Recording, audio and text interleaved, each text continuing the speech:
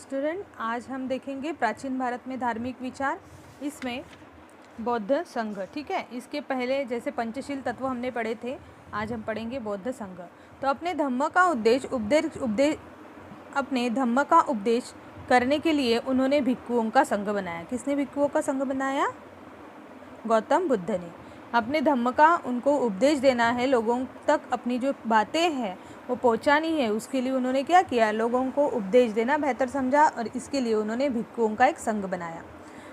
गृहस्थ जीवन का त्याग करके संघ में प्रवेश करने वाले उनके अनुयायियों को भिक्षु कहते हैं। देखो, जैसे गृहस्थ जीवन जो है उसका त्याग करना है और त्याग करके संघ में प्रवेश करने उनके अनुयायियों को, मतलब संघ में प्रवेश करने वाले उनके जो अनुयायी रहते हैं या भक्तगण वर्ग जो है, इनको भिक्षु कहते हैं। बुद्ध के समान भिक्षु की चारिका कर लोगों को धम्म का उपदेश करते थे। देखो, बुद्ध के समान क्या होता था? ये भिक्षु जो थे, मतलब गौतम बुद्ध के जो अनुयायी थे, तो वो भी भिक्षु क्या करते थे? चारिका करते थे, मतलब जैसे पैदल पैदल जाते थे और लोगों को अपने बौद्ध धर्म के बारे में उपदेश देते थे या कुछ बातें समझाते थे। तो लोगों को धम्म का उपदेश करते थे। स्त्रियों का स्वतंत्र संघ था, स्त्रियों के लिए भी स्वतंत्र संघ था, मतलब स्त्रियाँ वर्ग भी इस पे पीछे नहीं थी। वो भी बौद्ध धर्म का उपदेश करने के लिए, उपदेश लोगों तक पहुंचाने के लिए जाते थे। उन्हें भिक्षुनी कहते थे। क्या कहते थे? भिक्षुनी, मतलब स्त्रियों को भिक्षुनी कहते हैं। और बुद्ध धर्म का प्रचार करने वाले जो अनुयायी है गौतम बुद्ध के, उनको भिक्षु कहते हैं। बौद्ध धर्म में सभी वर्णों और जातियों के लोगों को प्रवेश दिया गया था। अभी देखो, अष्टांगिक मार्ग क्या तुम जानते हो? आपको ये पढ़ना है। सम्यक दृष्टि, 4 आर्य सत्यों का ज्ञान होना, सम्यक संकल्प, हिंसा आदि बातों का त्याग करना, मतलब अहिंसा का मार्ग स्वीकारना है और इस हिंसा का त्याग करना है। सम्यक वाक वाणी, असत्य, चुगलखोरी, कठोरता और अनर्गल बातें न करना, मतलब ये जो सब असत्य, चुगलखोरी और कठोरता, ये जो सब गुण रहते हैं, तो इनका त्याग करना है या ऐसी बातें हमें आचरण में नहीं लाना है। सम्यक कर्म, सजीवों की हत्या, चोरी एवं दुराचार से दूर रहना, मतलब सजीव की हत्या नहीं करनी है, चोरी नहीं करनी है और दुराचार से दूर रहना है, सदा अपना आचरण अच्छे से करना है। सम्यक जीविका, देखिए, सम्यक जीविका में अवैध अथवा अनुचित ढंग से आजीविका चलाने के लिए बदले उचित ढंग से चलाना। सम्यक व्यायाम, व्यायाम का अर्थ प्रयत्न करना है। क्या करना है यहाँ पे? व्यायाम का अर्थ प्रयत्न करना है। बुरे कर्म उत्पन्न नहीं होने चाहिए और यदि हो तो उनका त्याग करें। इसी तरह अच्छे कर्म उत्पन्न होने चाहिए और अच्छे कर्म उत्पन्न होने पर उन्हें नष्ट नहीं होने देना चाहिए। इसके लिए प्रयास करना है। सम्यक स्मृति, मन एकाग्र करके लोभ आदि विकारों को दूर करना, अपना मन जो है वो एकाग्र चित्त करना है और इसके लिए करके लोभ आदि विकारों को दूर करना, मतलब लोभ, मोह, माया, इसका त्याग करना है। इसी भांति अपने चित्त आदि को उचित पद्धति से समझ लेना। सम्यक समाधि, देखो, एकाग्रता से ध्यान का अनुभव करना। जैसे पहले के जो संत महात्मा जो भी कोई होते थे, तो वो समाधिस्थ होते थे या ऐसे समाधि लगा के बैठते थे। एक एकाग्रता का ध्यान लगने के लिए वो एक वृक्ष के नीचे गौतम बुद्ध इसी प्रकार से बैठे थे। यहाँ पे देखिए पीक गौतम बुद्ध का। ठीक है, गौतम बुद्ध के बारे में हमने बहुत सारी जानकारी ली है ये पाठ में। जैसे बोधि किसे कहती है, भिक्षु किसे कहते हैं, बोध गया किसे कहते हैं, है ना, और भिक्षुनी किसे कहते हैं, ये सब हमने देखा। पंचशील तत्व भी देखे, आर्य सत्य भी देखा। नेक्स्ट में है उपदेश का सार, देखिए पेज नंबर 23। गौतम बुद्ध ने मानव बुद्धि की स्वतंत्रता की घोषणा की थी। वर्ण आदि के आधार पर मान्य विषमता को नकारा था। देखो, वर्णक भेद पहले के ज़माने में क्या था? वर्ण भेद था। तो इसमें वर्ण जैसे जो एक दोष था, तो उसके आधार पर मान्य विषमता को नकारा, मतलब समाज में जो विषमता फैली हुई थी उसमें उन्होंने क्या किया? उसको नकारा। जन्म के आधार पर कोई भी श्रेष्ठ अथवा कनिष्ठ नहीं बना जाता, अपितु उसका श्रेष्ठत्व और कनिष्ठत्व उसके आचरण के आधार पर ही सिद्ध होता है। उन्होंने लोगों तक ये उपदेश पहुंचाया कि जन्म के आधार पर कोई भी श्रेष्ठ नहीं कहलाता या कनिष्ठ भी नहीं कहलाया जा सकता, अपितु उसका श्रेष्ठत्व और कनिष्ठत्व अगर हमें समझना है तो उसके आचरण पर ही वह सिद्ध होता है। नन्ही सी चिड़िया भी अपने घोंसले में स्वतंत्रता से चहचहाती है। उनका यह कथन विख्यात है और स्वतंत्रता तथा समता जैसे मूल्यों के विषय में उनके चिंतन को दर्शाता है। देखो, नन्ही सी जो चिड़िया रहती है, चिड़िया आपने देखी है, आपके घर के आंगन में वगैरह आती होंगी चिड़िया, तो नन्ही सी चिड़िया भी अपने घोंसले में स्वतंत्रता से चहचहाती है ना। मधुर उसकी आवाज़ रहती है और उनका यह कथन विख्यात है और स्वतंत्रता तथा समता जैसे मूल्यों के विषय में उनके चिंतन को दर्शाते हैं। उन्होंने उपदेश किया कि पुरुषों के समान स्त्रियों को भी स्वयं की उन्नति करने का अधिकार है।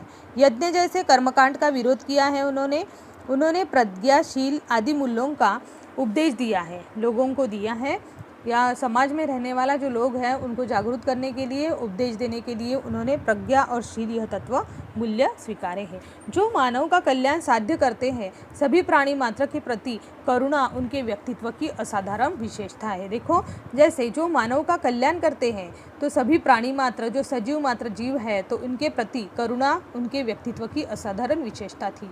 गौतम बुद्ध ने जिस सहिष्णुता का उपदेश किया, वह सहिष्णुता न केवल भारतीय समाज का अपितु संपूर्ण मानव जाति का आज भी पथ प्रदर्शन कर रही है। गौतम बुद्ध जो थे बहुत ही महान व्यक्ति थे, तो गौतम बुद्ध ने जिस सहिष्णुता का उपदेश लोगों को दिया है, वह सहिष्णुता न केवल भारतीय समाज का अपितु संपूर्ण मानव जाति का आज भी पथ प्रदर्शन कर रही है। मतलब गौतम बुद्ध तो अभी नहीं रहे, लेकिन उनकी जो सीख लोगों तक पहुंचाई थी या उन्होंने जो उपदेश दिए थे, उनके राह पर आज भी उनके अनुयायी और भक्तगण चलते हैं।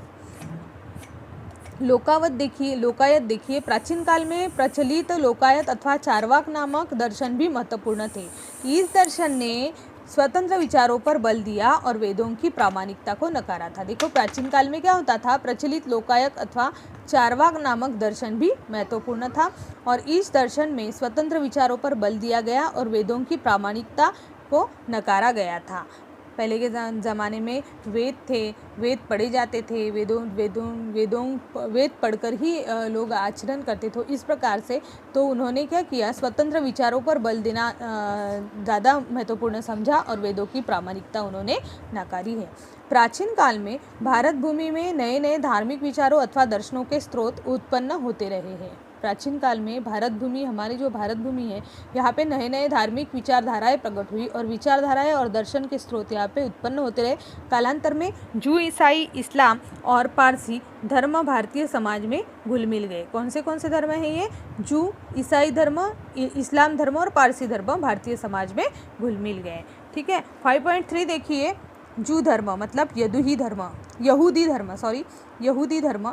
जू धर्म के लोग लगभग ईस्वीसन पहले से तीसरी शताब्दी के बीच केरल के कोचीन में आए होंगे। ये जू धर्म के जो अनुयायी हैं या लोग हैं, वो ईस्वीसन पहली शताब्दी से लेकर तीसरी शताब्दी के बीच केरल के कोचीन में आए होंगे। जू धर्म को यहूदी धर्म भी कहा जाता है। क्या कहा जाता है? यहूदी धर्म कहा जाता है। जू धर्म के लोग मानते हैं कि ईश्वर एक ही है। ये लोग क्या कहते हैं कि ईश्वर कैसा है? एक ही है। जू धर्म न्याय, सत्य, शांति, प्रेम, करुणा, विनम्रता, दान देना, अच्छा बोलना और स्वाभिमान जैसे गुणों की लोगों को सीख देता है और उनके प्रार्थना स्थानों को सिनेगॉग कहते हैं। क्या कहते हैं? जू धर्म मतलब यहूदी धर्म के लोगों का जो प्रार्थना स्थल रहता है या स्थान रहता है, उसे सिनेगॉग कहते हैं। ये देखो सिनेगॉग है ना, तो यहाँ पे वो प्रे करते होंगे और उनके जो भगवान हैं उनको मानते हैं। इसके लिए प्रार्थना स्थल बनाया गया है। इसका नाम क्या है? सिनेगॉग। यहाँ पे पिक्चर है आपके लिए देखने के लिए। ठीक है। 5.5 देखिए, ईसाई धर्म। ईसा मसीह जीसस क्राइस्ट ने ईसाई धर्म की स्थापना की। ईसा मसीह मतलब जीसस क्राइस्ट इसका नाम है। तो इन्होंने ईसाई धर्म की स्थापना की। यह धर्म संपूर्ण विश्व में फैला हुआ दिखाई देता है। ईसाई धर्म आपको पता है, ईसा मसीह के 12 शिष्यों में से एक सेंट थॉमस थे। कौन थे? एक सेंट थॉमस थे जो ईस्वीसन की पहली शताब्दी में केरल में आए थे। उन्होंने केरल के त्रिचूर जिले के पल्लयूर नामक स्थान पर ईस्वी सन 52 में चर्च की स्थापना की। ईसाई धर्म की सीख के अनुसार ईश्वर एक ही है। ईसाई धर्म ने क्या सीख दी है, लोगों तक क्या उपदेश दिया है लोगों को कि ईश्वर एक ही है और वह सभी का स्नेहमयी पिता है। मतलब भगवान जो है, ईश्वर जो है वो क्या है, हमारा स्नेहमती, हमारे पिता समान है और मानव जाति का उद्धार करने हेतु वो धरती पर आए हैं। कौन आए हैं? ये ईसा मसीह। ईसाई धर्म में बताया गया है कि हम सभी एक दूसरे के भाई बहन हैं और हमें एक दूसरे से प्रेम करना चाहिए। क्या कहा गया है यहाँ पे कि ईसाई धर्म में यह बातें सिखाई गई है कि एक दूसरे के हम भाई बहन हैं और यहाँ से सब लोगों से एक दूसरे से प्रेम करना चाहिए, एक दूसरे से अच्छे से रहना चाहिए, यहाँ तक कि शत्रु से भी प्रेम करना चाहिए। जिनसे अपराध हुआ है उन्हें क्षमा करनी चाहिए। बाइबल ईसाई धर्म का पवित्र धर्म ग्रंथ है। जैसे हमारा कौन सा है? गीता है ना, ये पवित्र ग्रंथ है। उसी प्रकार बाइबल ईसाई धर्म का पवित्र धर्म ग्रंथ माना जाता है। ईसाई लोगों के प्रार्थना स्थान को क्या कहते हैं? गिरिजाघर मतलब चर्च कहते हैं। चर्च आपने देखे होंगे, आपके घर के वगैरह पास होगा चर्च वगैरह जहाँ पे क्रिश्चियन लोग प्रे करने जाते हैं वो। ठीक है, यहाँ पे हम क्या देखें आज?